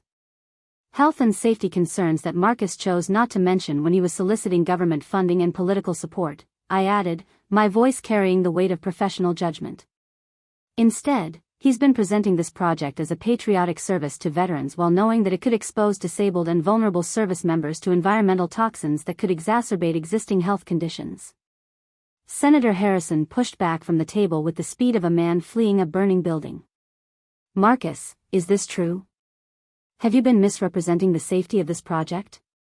"It's complicated," Marcus stammered, his earlier confidence completely evaporated. "The regulations are unclear, the testing standards are inconsistent, and we're working with the best consultants available to address any concerns." "The best consultants available," David repeated, his voice carrying the kind of quiet fury that I'd heard in the voices of Rangers who discovered betrayal in their ranks. "You mean the consultants who are under federal investigation for fraud? The consultants who falsified environmental reports so you could build substandard housing for veterans on contaminated land?" Gabriella had gone completely silent, her face pale as she realized that her husband wasn't just ethically questionable, he was potentially criminal. The wealthy couples at the end of the table looked like they were calculating the social and financial cost of being associated with someone who exploited veterans for profit. I closed my portfolio with the finality of someone completing a mission briefing. "Marcus, for the past 2 years, you've been dismissing my military service as irrelevant to your business world. You've treated my expertise as an embarrassment and my uniform as something inappropriate for polite company." My voice remained calm, professional, but it carried the authority of someone who had commanded Marines in combat and briefed generals on matters of life and death. "But here's what you failed to understand: military service isn't just about wearing a uniform or earning ribbons. It's about integrity. It's about putting service above self, about protecting people who can't protect themselves, about maintaining standards even when no one is watching." I stood, my chair sliding back with military precision, and every person at the table instinctively straightened in response to the command presence that had been trained into me over 2 decades of leadership. "You wanted to build your fortune by exploiting veterans, by taking government money intended to help disabled service members and using it to construct substandard housing on contaminated land. You thought you could get away with it because people like Senator Harrison would provide political cover and people like me would stay quiet to avoid making family dinners uncomfortable. Marcus had shrunk into his chair, looking smaller and more pathetic with each word I spoke. The man who had dismissed my service as irrelevant was now confronted with the reality of what real military leadership looked like when applied to his corrupt practices. But you made one critical error in your calculations, Marcus. You confused a Marine's desire for family harmony with weakness. You mistook professional courtesy for ignorance. And you assumed that someone who had spent 23 years serving her country wouldn't understand the difference between genuine veteran support and predatory exploitation. The room was so quiet that I could hear the grandfather clock in the hallway marking the seconds, each tick echoing like the countdown to detonation. So let me be very clear about something, I said, my voice carrying the authority of someone who had never learned to retreat from a righteous fight. I am Lieutenant Colonel Elena Vasquez, United States Marine Corps. I have commanded Marines in combat, overseen intelligence operations that kept this country safe, and earned every ribbon on this uniform through service that cost me pieces of my soul you couldn't comprehend. I picked up my white cover from the table and placed it under my arm with regulation precision. And I will not sit quietly while you profit from the sacrifice of better people than you will ever be. The truth had been delivered with surgical precision, and Marcus Rothwell's carefully constructed world was about to collapse under the weight of his own corruption. The aftermath of truth is always immediate and brutal. In the space of 30 seconds, the carefully constructed social ecosystem of Marcus's dining room collapsed like a house of cards in a hurricane. The silence that followed my words wasn't peaceful, it was the kind of vacuum that exists in the moment before an explosion, when everyone understands that the world they knew 5 minutes ago no longer exists. Senator Harrison was the first to move, his political survival instincts overriding every other consideration. He stood with the fluid motion of a man who had spent decades extracting himself from potentially damaging situations, his napkin falling to the floor like a white flag of surrender. Marcus, he said, his voice carrying the kind of controlled fury that politicians reserve for subordinates who have endangered their careers, I think there's been a fundamental misunderstanding about the nature of your project and its readiness for federal support. The words were carefully chosen, the language of a man already constructing the narrative that would distance him from the wreckage. Marcus opened his mouth to respond, but the senator continued with the relentless precision of someone delivering a professional termination. Any project involving federal funding for veteran services must meet the highest standards of transparency and environmental safety. Given the concerns that have been raised tonight, I think it would be prudent to suspend any discussions about political support until these issues can be thoroughly investigated through proper channels. David Shin nodded slowly, his expression carrying the grim satisfaction of someone who had just watched justice served with mathematical precision. Senator, I think that's an excellent decision. The veteran community has been burned too many times by developers who see government contracts as profit opportunities rather than sacred trusts. The wealthy couple at the end of the table had begun gathering their belongings with the desperate efficiency of people fleeing a natural disaster. The woman's jewelry clinked softly as she reached for her purse, her eyes carefully avoiding contact with anyone else at the table. We should probably be going, the husband said to no one in particular, his voice tight with the kind of social panic that comes from being too close to a scandal. Early morning, previous engagement, you understand. They were gone within minutes, their expensive car pulling out of the driveway with the speed of people who wanted to put as much distance as possible between themselves and whatever legal consequences might emerge from the evening's revelations. Gabriella sat frozen in her chair, her perfect makeup now streaked with tears that she seemed unaware of shedding. Her eyes moved between Marcus and me with the shell-shocked expression of someone watching her carefully constructed world disintegrate in real time. Elena, she whispered, her voice breaking on my name. What have you done? The question hung in the air like smoke from a distant fire. What had I done? I had told the truth. I had exposed corruption that would have harmed vulnerable veterans. I had used my professional expertise to prevent exploitation of people who had already sacrificed everything for their country. But in my sister's eyes, I had destroyed her marriage, her financial security, her social status, and her carefully maintained illusion that her husband was a successful businessman rather than a predator who targeted the most vulnerable members of society. Marcus finally found his voice, though it came out as a strangled whisper. You planned this. You came here tonight specifically to destroy me. I looked at him with the calm assessment I'd learned in intelligence work, studying an opponent who had finally revealed his true nature. Marcus, I came here tonight wearing my dress uniform because it represents 23 years of service to this country. You spent the evening treating that service as an embarrassment while trying to profit from the people who made similar sacrifices. David Shin stood as well, his movement drawing attention to the contrast between his composed professionalism and Marcus's complete collapse. Marcus, did you really think you could run a predatory scheme targeting veterans while having dinner with actual military officers? Did it never occur to you that we might know exactly what your project would do to the people you claim to be helping? Senator Harrison was already at the dining room entrance, his political instincts screaming for him to minimize his exposure to what was rapidly becoming a criminal matter. Marcus, I'll be in touch through my staff about the formal withdrawal of any political support for your projects. I suggest you consult with your legal counsel immediately. The senator paused at the doorway and looked back at me with the calculating expression of a man reassessing someone's political value. Colonel Vasquez, I believe we may have mutual acquaintances in the Defense Department. Perhaps we should arrange a more appropriate meeting to discuss your current work in intelligence operations. It was a lifeline, an offer of political connection and professional respect from someone who had just witnessed my capability for strategic thinking and decisive action. 6 hours ago, I had been the embarrassing family member who needed to hide her military service. Now I was someone worth courting for my professional expertise and connections. I'd be happy to arrange that through proper channels, Senator, I replied with the diplomatic courtesy I'd learned in international assignments. After the senator left, the dining room felt cavernous and cold despite the expensive heating system. The abandoned dinner plates sat like archaeological evidence of a civilization that had just collapsed, crystal glasses still reflecting the chandelier light onto food that no one would finish eating. Marcus slumped in his chair like a man who had just been diagnosed with a terminal illness. The swagger and condescension that had defined his personality for the entire evening had evaporated, leaving behind something small and pathetic that struggled to comprehend how completely his world had changed. 20 years, he said to no one in particular, his voice hollow. 20 years building this company, building these relationships, and you destroyed it all in one evening.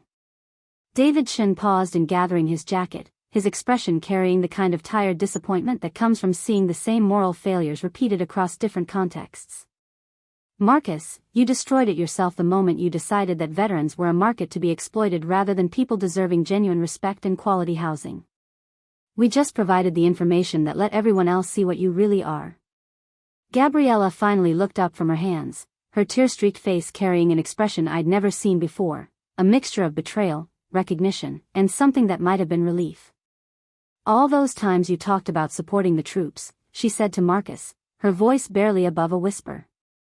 All those flag pins and patriotic speeches at your business events. You were just using them. The realization was hitting her in waves, each one bringing a new understanding of how completely she'd been deceived about the man she'd married. The luxury surrounding her, the mansion, the expensive cars, the designer clothes, had been purchased with profits extracted from people like her sister, people who had served their country and deserved better than predatory business practices wrapped in patriotic rhetoric. Marcus tried one last desperate gambit, turning to me with the pleading expression of a man who had finally run out of other options. Elena, we're family. You can't just, this will destroy Gabriella too. Is your pride really worth ruining your sister's life? It was a masterpiece of manipulation, trying to reframe his corruption as my pride, attempting to make me responsible for the consequences of his own criminal behavior. But Lieutenant Colonel Elena Vasquez had spent too many years dealing with enemy propaganda to be swayed by such transparent tactics. Marcus, I said with the calm finality of someone delivering a mission briefing, my pride isn't what's going to destroy anything. Your greed, your corruption, and your willingness to exploit veterans for profit, that's what's going to destroy your business and your reputation. I picked up my portfolio and moved toward the dining room exit, my dress shoes clicking on the marble floor with the rhythm of someone who had accomplished her mission and was ready to return to base. Gabriella, I said, pausing at the doorway to look at my sister one last time. When you're ready to have a conversation about what real family loyalty looks like, you know where to find me. The evening was over, but the consequences of truth were just beginning to unfold. The drive back to my apartment took place in a cocoon of silence that felt both heavy and liberating. The streets of Cherry Hills gave way to middle-class neighborhoods, then to the working-class areas around Quantico, each transition marking my return from the artificial world of Marcus's corruption to the honest reality of my own life. My Honda's engine hummed with reliable simplicity, a stark contrast to the expensive luxury cars I'd left behind in that circular driveway. By the time I reached my apartment complex, it was nearly midnight. The building was quiet except for the distant sound of a television playing in one of the upper units and the soft hum of the heating system cycling through its routine. I climbed the stairs to my second-floor apartment with the measured pace of someone processing the events of an evening that had changed everything. Inside, I hung my dress uniform in the closet with the same care I'd used to put it on 6 hours earlier, but now each ribbon and insignia carried additional weight. They were no longer just symbols of my service, they had become instruments of justice, tools used to protect veterans from exploitation by someone who had wrapped his greed in patriotic rhetoric. I made coffee despite the late hour, needing the ritual of familiar actions to process what had just occurred. As the machine gurgled to life, I sat at my kitchen table and opened my laptop, muscle memory guiding me through the process of documenting what had transpired.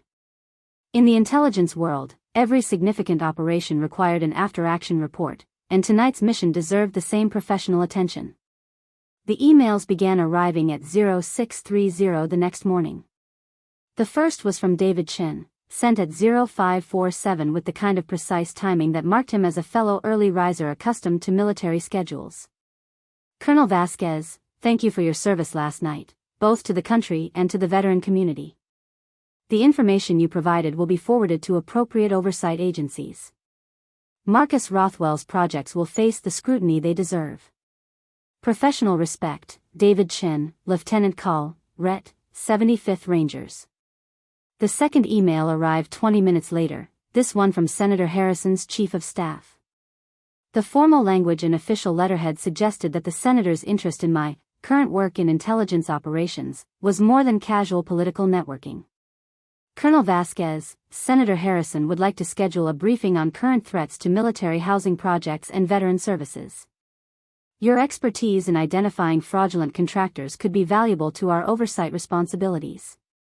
Please contact this office at your earliest convenience.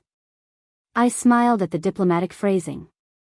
24 hours ago, I had been the embarrassing family member who needed to hide her military service to avoid making dinner guests uncomfortable. Now I was someone whose professional expertise was being courted by the same politician who had initially viewed my presence as a social novelty. The third email was the one I'd been expecting and dreading in equal measure. Gabriella's name appeared in my inbox at 0712, the timestamp suggesting she'd been awake all night wrestling with the implications of what had transpired. Elena, we need to talk. Can you come by the house this afternoon? Marcus is meeting with lawyers, and I need to understand what happens next. I know you're angry, but I'm still your sister. Please. Gabriella. I stared at the message for a long time, watching the cursor blink in the empty reply box. What was there to say? That I wasn't angry. Anger was too simple an emotion for what I felt. That watching my sister discover her husband's true nature had brought me no satisfaction. That 23 years of military service had taught me the difference between necessary action and personal vengeance. Instead of replying immediately, I went for my morning run along the harbor. The October air was sharp and clean, carrying the scent of salt water and the promise of winter. As my feet found their rhythm on the familiar path, I let my mind process the complex emotions that the previous evening had stirred up. Gabriella's marriage was over, not because of anything I had done, but because Marcus's corruption had finally been exposed to someone with the expertise and authority to act on it. Their financial security was gone, built as it was on profits extracted from schemes that targeted vulnerable veterans. The social connections that had defined their life together would evaporate as news of the investigation spread through their affluent community. But underneath my sister's immediate crisis lay deeper questions about family, loyalty, and the price of truth. For years, Gabriella had chosen to see my military service as an embarrassment rather than an achievement. She had married a man who viewed veterans as profit opportunities while dismissing the sister who had actually served. She had built her identity around wealth and status while remaining willfully ignorant of how that wealth was generated. When I returned from my run, I found a voicemail on my phone. Gabriella's voice was raw with exhaustion and something that might have been genuine remorse. Elena, I know you probably don't want to hear from me right now, but I need you to know that I'm sorry. Not just for last night, but for years of not understanding who you really are. Marcus is gone. He left this morning with whatever cash he could grab from our accounts. The lawyers say the house will probably be seized as part of the federal investigation. Her voice broke, and I could hear her crying before she continued. I don't know what I'm going to do. I don't know how to live without all this. But I need you to know that watching you last night, seeing you stand up for what was right even when it cost you. I finally understood what Mom meant when she said you were the strong one. I'm proud of you, Elena. I should have said that years ago. The message ended with the soft click of disconnection, leaving me alone with the weight of family relationships that had been fundamentally altered by a single evening's revelations. I spent the rest of the morning fielding calls from various federal agencies whose interest had been piqued by the information David Chen had forwarded. The FBI's white-collar crime division wanted to discuss Marcus's use of falsified environmental reports. The EPA was interested in Henderson and Associates' pattern of fraudulent assessments. The VA's Inspector General wanted details about veteran housing projects that might have similar problems. By noon, I realized that my quiet life of consulting work and morning runs was about to become significantly more complicated. Marcus Rothwell's corruption wasn't an isolated incident, it was part of a larger pattern of contractors who saw government funding for veteran services as easy money to be extracted through minimal effort and maximum profit. The phone rang again at 13:47. This time it wasn't a government agency or a federal investigator. It was my neighbor, Mr. Henderson, the Vietnam veteran whose daily nod of recognition had become part of my morning routine. Colonel, his gravelly voice carried decades of military bearing despite his civilian status. Saw the news vans outside your building this morning. Figured you might want to know that some reporter was asking questions about you. Told him you were good people and that was all he needed to know.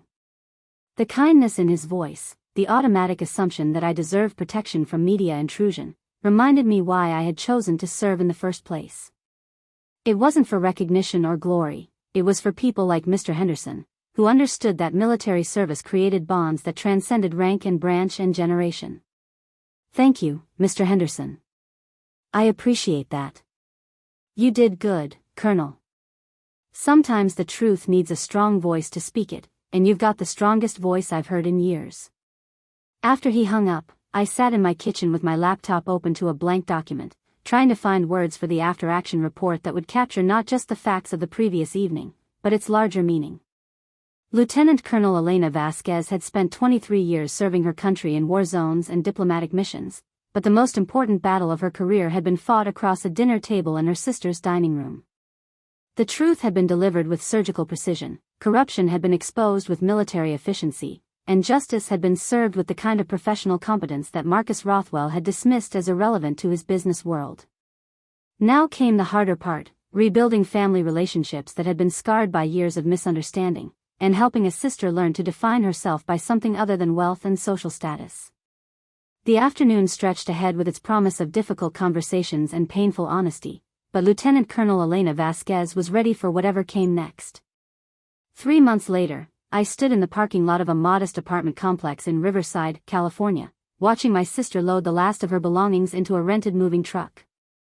The contrast between this moment and the opulent mansion she'd left behind in Cherry Hills was stark, but something in Gabriella's posture suggested that the weight she was shedding was more than just material possessions.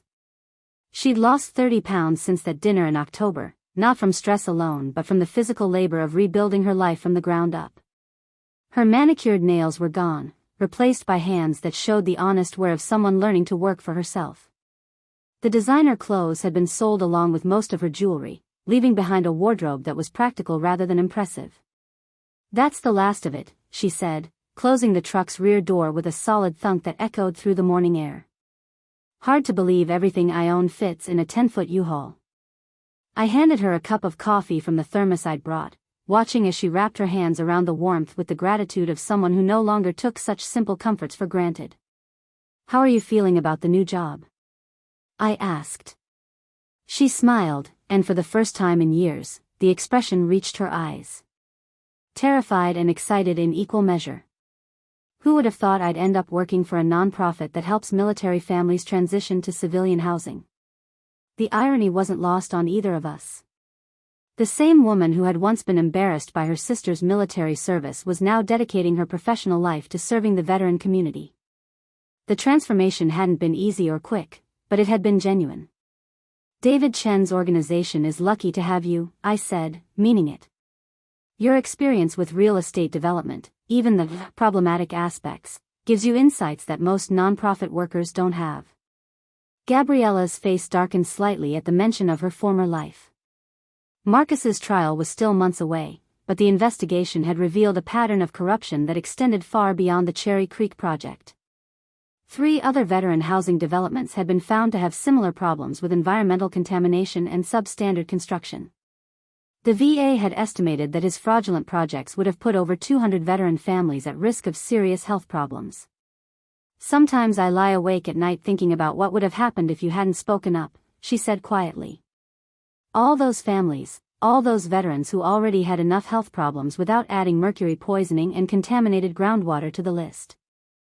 I'd had the same thoughts during the long nights of testimony and depositions that had followed that October dinner. The investigation had revealed that Marcus's corruption was part of a larger network of contractors who viewed veteran services as profit opportunities rather than sacred responsibilities. Henderson and Associates had been falsifying environmental reports for dozens of projects across 3 states. The financial damage ran into tens of millions of dollars, but the human cost could have been immeasurable. You couldn't have known, I told her, though we'd had this conversation before. Marcus was careful to keep you isolated from the operational details of his business.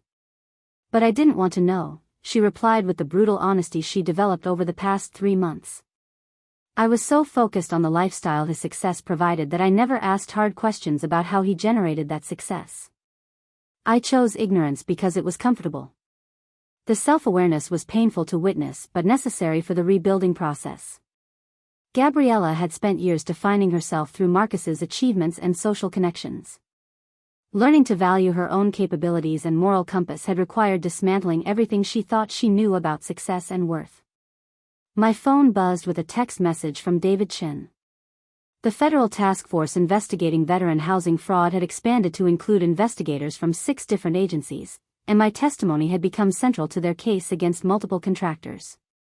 What had started as a family dinner had evolved into the largest investigation of its kind in the VA's history.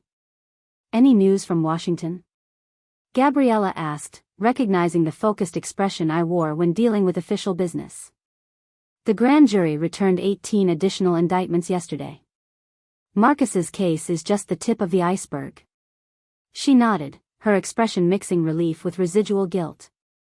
Even though she'd been cleared of any criminal wrongdoing, the knowledge that she'd lived for years on profits extracted from veteran exploitation remained a burden she carried daily.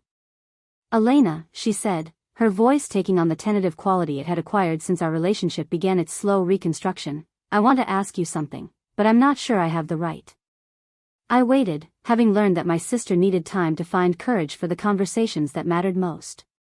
When this whole thing started, when Marcus was first arrested, I kept expecting you to say, "I told you so," or to remind me of all the times I dismissed your concerns about him. But you never did. Why? The question hung in the morning air between us like a bridge waiting to be crossed. I thought about the anger I'd carried for years, watching my sister choose wealth over values, style over substance. I thought about the satisfaction I could have taken in watching her world collapse around the choices she'd made. Because rubbing salt in wounds doesn't heal them, I said finally. You were facing the consequences of Marcus's actions, not just your own choices. And because somewhere underneath all the disappointment and frustration, you're still my sister.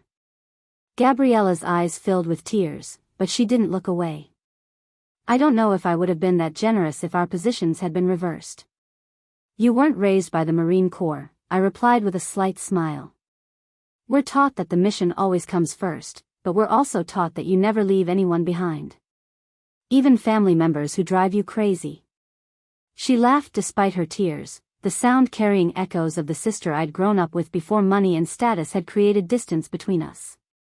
I have something for you, she said, walking to the cab of the moving truck and returning with a small box wrapped in brown paper. I know it's not much, especially considering everything you've lost helping me through this mess. I opened the package to find our father's compass, the one she'd given me months earlier, now mounted in a simple wooden frame along with a photograph I hadn't seen in years. The picture showed our parents at my commissioning ceremony, Dad's hand on my shoulder, Mom crying with pride, both of them wearing expressions of profound satisfaction with the woman their daughter had become. I found the photo in Mom's things after the funeral, Gabriella said. I kept it because you looked so complete in your uniform. Like you'd found exactly who you were supposed to be. I think I was jealous of that certainty. The gift was more valuable than any expensive jewelry she'd once owned, because it represented understanding rather than obligation, recognition rather than duty. Gabriella, I said, my voice carrying the authority of someone delivering an important briefing, you need to understand something. You didn't lose everything because of what I did that night. You lost the illusion of everything, but you found something more important. What's that? The chance to build a life based on who you actually are rather than what you think you should appear to be. 6 months later, I received a photo text from my sister.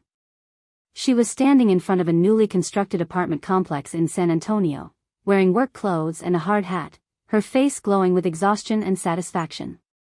The caption read, "First project completed. 20 units for veteran families, built on clean land with honest contractors. No shortcuts, no corruption, just decent housing for people who earned it." The complex wasn't fancy, simple, functional architecture designed for durability rather than impression. But every unit met or exceeded safety standards, every environmental concern had been properly addressed, and every family moving in could trust that their home had been built by people who understood the meaning of genuine service. That evening, I called her from my apartment in Quantico, where my own life had settled into a new rhythm of congressional testimony, federal investigations, and the quiet satisfaction of work that mattered. "How does it feel?" I asked. "Like I finally understand what you meant about serving something bigger than yourself," she replied. "It's harder than I expected, but it feels clean. Honest. Like I can look at myself in the mirror again." Outside my window, the flag at the Marine base was illuminated by floodlights, snapping crisp and proud in the Virginia wind. 23 years after I'd first put on a Marine uniform, I'd finally succeeded in the most important mission of my career, not defeating enemies in foreign countries, but helping my sister find her way back to the values our parents had tried to teach us both. Lieutenant Colonel Elena Vasquez had learned that sometimes the most significant battles aren't fought with weapons or tactics, but with truth delivered at exactly the right moment to people who need to hear it most. And sometimes, just sometimes, that truth can rebuild families as well as expose corruption. The compass on my wall pointed steady and true, just as it always had, just as it always would. Up next, you've got 2 more standout stories right on your screen. If this one hit the mark, you won't want to pass these up. Just click and check them out.